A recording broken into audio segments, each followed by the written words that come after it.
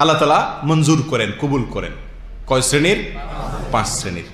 Number 1, যে মুসলিম তার অন্য মুসলিম ভাইয়ের অগোচরে তার পিছনে তার জন্য দোয়া করে।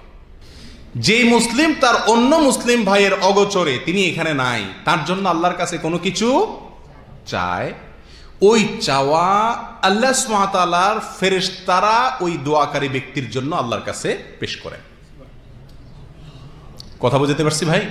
সহিহ মুসলিমের হাদিসে আসছে, আবু দারদা রাদিয়াল্লাহু তাআলা আনহু বর্ণনা করেছেন, নবী আলাইহিস সালাম বলেছেন, মা মিন আবদিন মুসলিমিন ইয়াদউ লিআখিহি বিযাহরিল গায়বি ইল্লা ক্বালাল মালাকু ওয়া লাকা বিমিসলিন।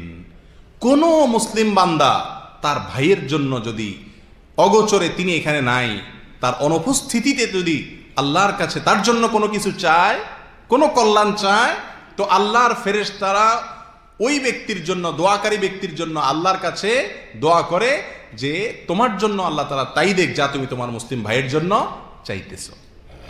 তাহলে আমাদের জানা শোনা, পরিচিত অপরিচিত যত মুসলিম ভাই বোনেরা আছেন, তাদের জন্য তাদের অগোচরে আমরা যা চাইব, মনে রাখবো যে সেই চাওয়াটা আল্লাহর ফেরেশতারা আমার জন্য আল্লাহর কাছে কি করবেন?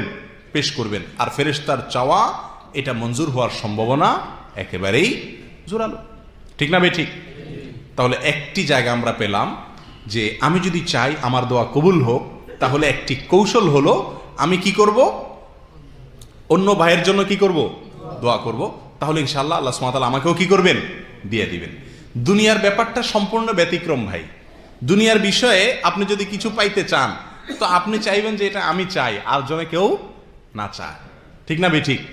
কারণ আরেকজন চাইলে তারেও যদি দেয় দাতায়, তাহলে আমারটা তো মিসও হইতে পারে। আল্লাহ সুবহানাহু ওয়া তাআলার সিস্টেম সম্পূর্ণ উল্টো। আপনি যদি অন্যের জন্য চান, আল্লাহ সুবহানাহু ওয়া তাআলা আপনার জন্য কি করবেন? ইনশাআল্লাহ মঞ্জুর করবেন। মনে থাকবে তো ইনশাআল্লাহ? 1 নম্বর জায়গা পেয়ে গেলাম। নাম্বার 2, মাজলুম ব্যক্তির দোয়া, অত্যাচারিত ব্যক্তির দোয়া। যে ব্যক্তি কোনোভাবে অত্যাচারিত হয়েছে, জুলুমের শিকার হয়েছে, কেউ তার প্রতি জুলুম করছে, সেটা কথা দিয়া হোক, কাজ দিয়া হোক, হাত দিয়া হোক, অথবা অর্থকরীর দিক থেকে হোক, যেই কোনোভাবে কারোর প্রতি যদি জুলুম করা হয়, যে ব্যক্তি মাজলুম, অত্যাচারিত, এই ব্যক্তির দোয়া কি হয়ে যায়? কবুল হয়ে যায়। সে ব্যক্তি তো নেক দোয়া করে না। মাজলুম ব্যক্তি সাধারণত কি দোয়া করে? বদদোয়া করে, মনের কষ্টে। এই মাজলুম ব্যক্তির বদদোয়া বড় ডেঞ্জার, বড় জঘন্য বিষয় প্রিয় ভাই। আমার আপনার দ্বারা যদি কোনো কারোর প্রতি কখনো অবিচার হয়ে যায়, সেটা আমার মুখ দিয়া হোক, আমার হাত দিয়া হোক, অন্য কোনো অঙ্গ প্রত্যঙ্গ দিয়ে হোক, যে কোনো উপায়ে হোক, সঙ্গে সঙ্গে ওই ব্যক্তির কাছ থেকে ক্ষমা চেয়ে এটাকে সম্পূর্ণভাবে ভ্যানিশ করে দেওয়ার চেষ্টা আমাদের মধ্যে থাকতে হবে। কারণ মাজলুম ব্যক্তির দোয়া এত জঘন্য যে এই ব্যক্তির দোয়া আল্লাহ সুবহানাহু ওয়া তাআলা সাধারণত কি দেন না? ফিরায় দেন না। তার মনে যে বদদোয়া তৈরি হয় জালেমের বিরুদ্ধে, এই দোয়া কি হয়ে যায়? কবুল হয়ে যায়। এই জন্য ভাই, যত জালেম পৃথিবীর ইতিহাসে আসছে, বড় হোক ছোট হোক, কোন জালেমকে আল্লাহ সুবহানাহু ওয়া তাআলা শাস্তি না দিয়ে রাখেন নাই। আখিরাতের শাস্তি না, ওইটা তো আছেই।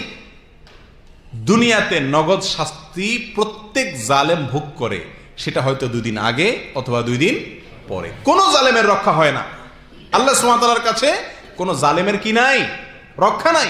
আল্লাহ তাআলা আমাদেরকে জুলুম থেকে বেঁচে থাকার তৌফিক দান করেন। প্রিয় ভাই, এই বিষয়ে মুসনাদে আহমদে এবং সহিহ ইবনে হিব্বানে হাদিসে আবু হুরায়রা রাদিয়াল্লাহু তাআলা থেকে বর্ণিত, নবী আলাইহিস সালাতু ওয়াস সালাম ইরশাদ করেছেন, দাওয়াতুল মাজলুমি মুস্তাজাবাহ।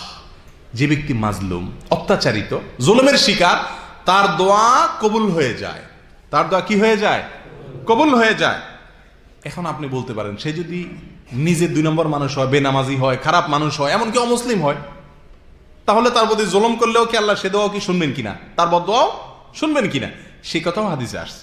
নবী আলাইহিস সালাতু ওয়াস সালাম বলেছেন, ওয়া ইন কানা ফাজিরান ফাফুজুরুহু আলা নাফসিহি। সেই লোকটা যদি খারাপ মানুষ হয়, তো তার খারাপিয়ে তাকে পাবে, কিন্তু তার দোয়া, বদদোয়া যেটা, এটা ঠিকই কি হবে? কবুল হয়ে যাবে।